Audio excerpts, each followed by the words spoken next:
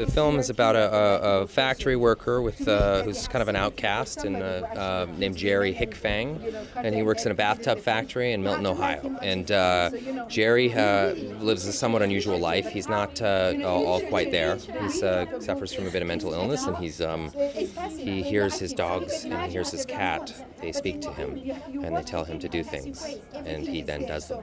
It's funny. It's really, really moving. Very, very dark. And I think it's brilliant. I'm really, really proud of it. And Ryan's amazing in it.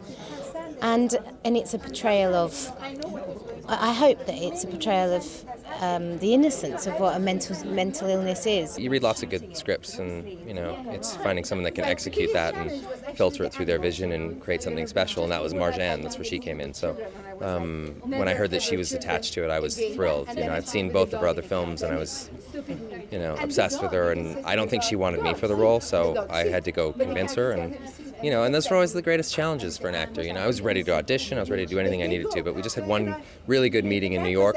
I was 15 minutes early for the record, and here we are.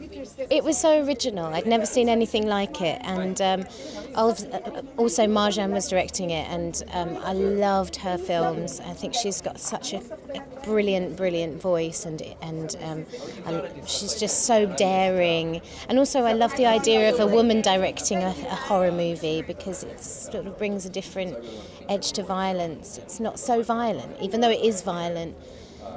We didn't have to show all of that, and she has a femininity to it. So, but the screenplay itself is very funny and very shocking, and I loved it. Working with Gemma and Ryan is like driving a Ferrari. It's like you love to drive and you have a Ferrari that is, you press a little bit and it brings you everywhere. So, you are with very talented people that are not divas, that are hardworking people, that are extremely well prepared, that became your friend, that you really feel for them. Normally when a movie is finished, my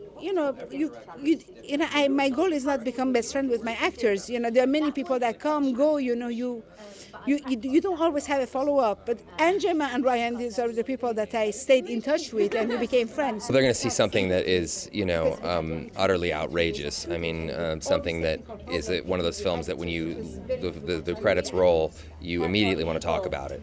There are so many things in in the film that I think for everybody are subjects that we've all kind of talked about, subjects that are taboo, and it's this kind of really pitch black kind of comedic take on something that is somewhat disturbing. So I think audiences always like that. They like something provocative, and this is not short on that.